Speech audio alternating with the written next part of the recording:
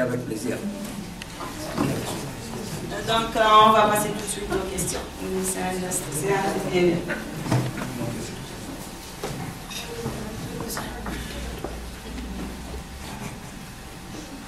Aslixiya? Ok, Farida. Tu as un micro peut-être? Merci, M. Bouraoui. Je voudrais vous poser une question, non pas sur le livre dont vous avez parlé, mais sur la transculturalité, terme que vous avez créé, qui vous est cher, j'imagine, et dont j'ai eu le bonheur et le plaisir d'avoir suivi avec une personne qui a travaillé sur vos travaux, qui a fait une présentation sur vos travaux il y a 2 ans à l'université Western Ontario de Londres. Oui. Et donc, c'est pour cela que je me suis déplacée pour vous entendre parler de cette transculturalité que vous avez mentionnée. Mais donc, j'aimerais avoir un peu plus de profondeur, sachant que j'ai eu l'écho de la transculturalité suivant glissant. J'aimerais maintenant que vous me parliez un petit peu plus. D'accord. Merci bien. Alors, la transculturalité était une réaction au fait vis-à-vis de la notion de multiculturalité. Ok? Voilà les 2 notions qui sont opératoires. Je vais vous dire 2 mots sur glissant. Glissant, je rappelle toujours, on a mangé une bouillabaisse à Marseille tous les 2. Et on a parlé justement de ce que lui il appelle tout monde, etc. Et je crois que certaines de mes idées passent chez lui, peut-être que si elles passent chez moi, je n'en sais rien. En tous les cas, je ne l'ai pas fait exprès, mais ce qui est important, c'est que, encore une fois, j'ai essayé de, vous voyez, j'ai essayé de mettre surtout en lumière la notion de la connaissance de soi. Mais le jeu n'est pas le jeu de Montaigne, le jeu, le moi haïssable de Montaigne. Et ce n'est pas non plus le jeu de Rimbaud. Je est un autre. Et voilà d'où je suis parti, c'est-à-dire de la redéfinition du moi, la redéfinition du je. Je est un autre. Rimbaud. Or, chez Bouraoui, c'est pas ça. C'est je et nôtre. Il est nôtre. Et ceci, ça vient de mon origine. Parce que sans la communauté, on n'est rien. Et donc, il est pluriel. Le jeu est pluriel. Je et nôtre. Mais le jeu ne peut pas se définir sans connaître les valeurs de sa culture.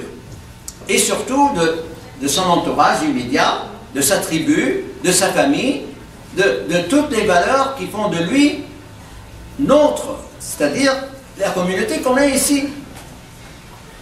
Et par conséquent, une fois que ceci est fait, comme je l'ai dit tout à l'heure, il faut passer à l'autre. Alors il y a, Glissant a travaillé, à un moment où vous avez parlé à Glissant, il travaillait sur la fragmentation, c'est-à-dire on est fragmenté, en fait.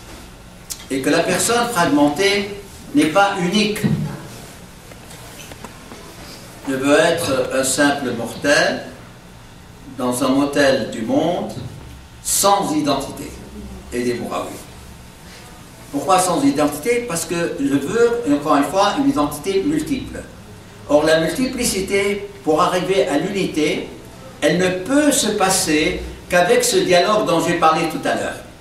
Okay? Sinon, il n'y a pas d'unicité. L'unicité vient d'abord avec le moi, je et nôtre, plus je, nôtre différent du nôtre. C'est-à-dire, non pas, par exemple, la communauté nord-africaine ou amazighienne, mais aussi avec les autres communautés qui vivent en face de nous. Je disais à Rachid, dans ma ville natale, il y avait des chrétiens, il y avait des juifs, il y avait des musulmans, il y avait des berbères venant du Maroc, etc., d'Algérie, dans les mêmes rues. Et tout le monde vivait ensemble, en bonne harmonie. Bien sûr, il y a des dissensions parfois, mais c'était en bonne harmonie. Toujours, c'est le couscous qui va de l'un, le cadre de la juive on lui éteignait le feu le samedi, etc. Il y avait une communauté. Et c'est ce qu'on voit dans le truc. Alors, moi, j'ai fait aussi le parallèle entre la communauté, disons, amazigh et la Première Nation en Amérique du Nord. Et ça, c'est aussi parce que c'est la base. Ok? Il y a un parallèle entre les deux. Toujours le parallèle entre ça et ça. Et je termine par ce roman qui parle de cette question-là. Mais la transculturalité donne ce que j'ai appelé une transpoétique. Alors là, on va un peu plus en profondeur, hein, parce que ça devient un instrument de connaissance qui va à la poétique de cette transculturalité. La poétique, c'est-à-dire la théorie de la critique littéraire qui est mon domaine. D'accord? Et donc, c'est pour cela que j'ai appelé transpoétique éloge du nomadisme. Pourquoi éloge du nomadisme? Parce que le nomade n'est pas sédentaire, il faut qu'il bouge. S'il s'arrête, il est mort. C'est comme les valeurs culturelles. Si tu les arrêtes, elles sont mortes, ces valeurs. Et c'est pour cela qu'il faut qu'elles se transvasent. Qu'elles se transvasent d'une personne à une autre, de l'autre personne à vous.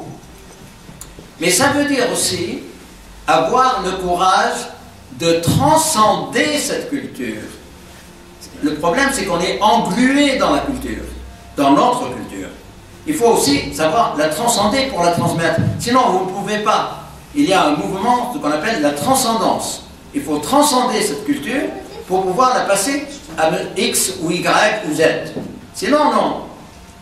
Et c'est ce transvasement, transcendance, transmission, tout ce que vous voulez, tout ce qui est le trans là, qui fait partie, fait qu'elle épouse le mouvement de ce que j'ai appelé la nomaditude.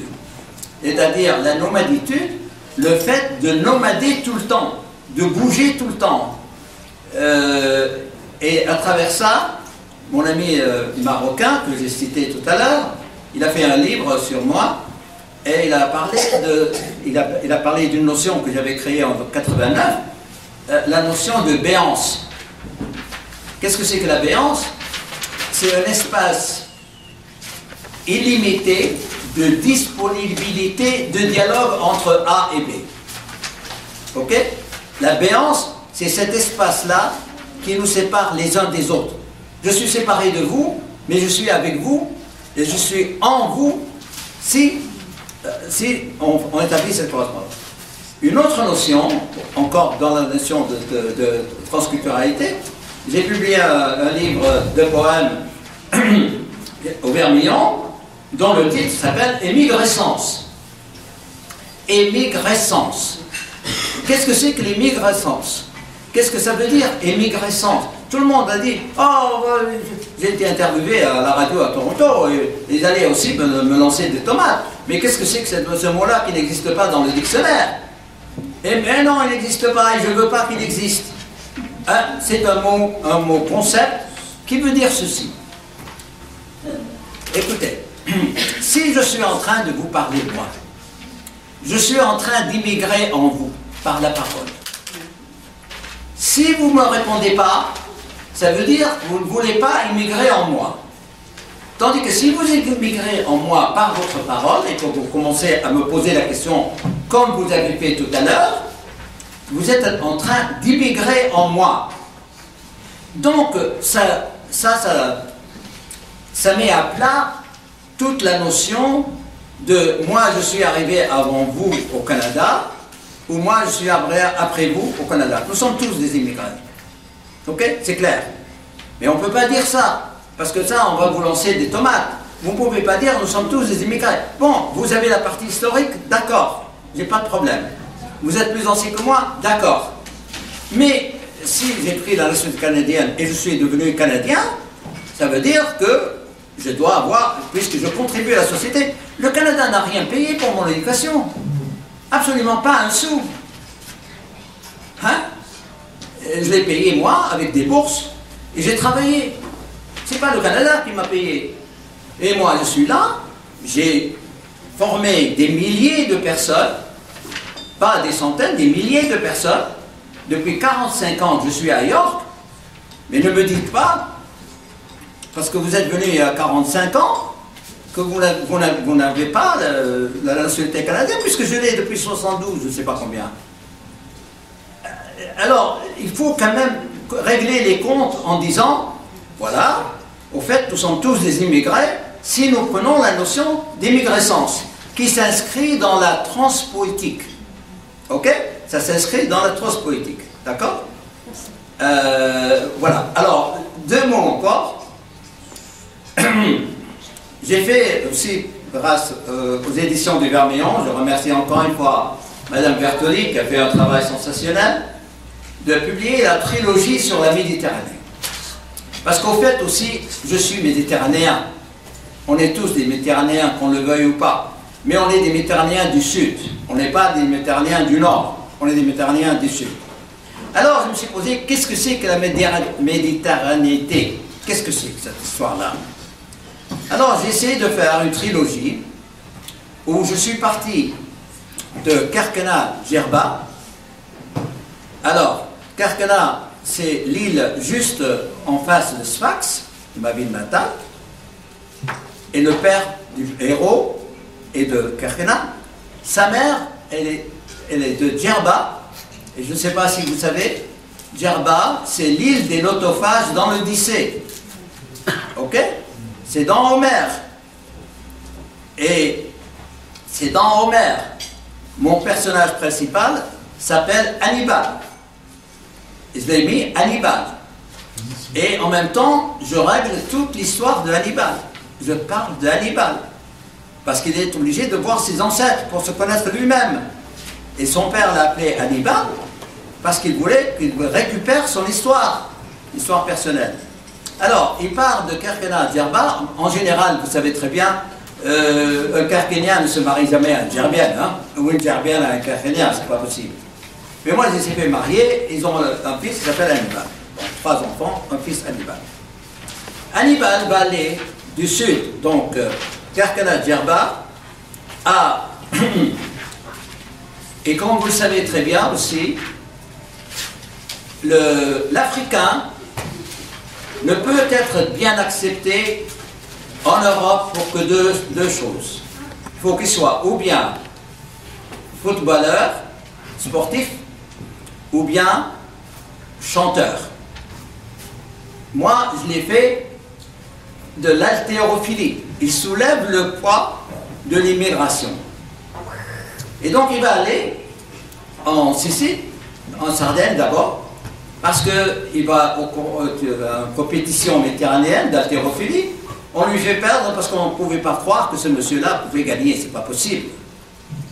C'est un Africain, c'est pas possible qu'il gagne l'haltérophilie. Donc on dit, il a triché, il a été drogué, et par conséquent, il va, voilà. Bon, ceci dit, c'est toute une histoire. Il va donc à Sicile, ensuite il va en Corse, pour régler le problème avec les Français. Ensuite, il va en Crète, Est. Et ensuite, enfin, dans la 3e trilogie, il va à Majorque, côté espagnol. Il fait au fait le tour d'Ulysse. Alors, il a 2 ancêtres. Il a l'ancêtre de Hannibal Barca, qui est l'historique. Il a l'ancêtre, à cause de sa mère, qui est de l'île de l'Autophage, Ulysse. Et cet Ulysse, il ne va pas revenir au pays, il ne va pas revenir à Djerba comme Ulysse est revenu à Ithaque, il va revenir à Malte.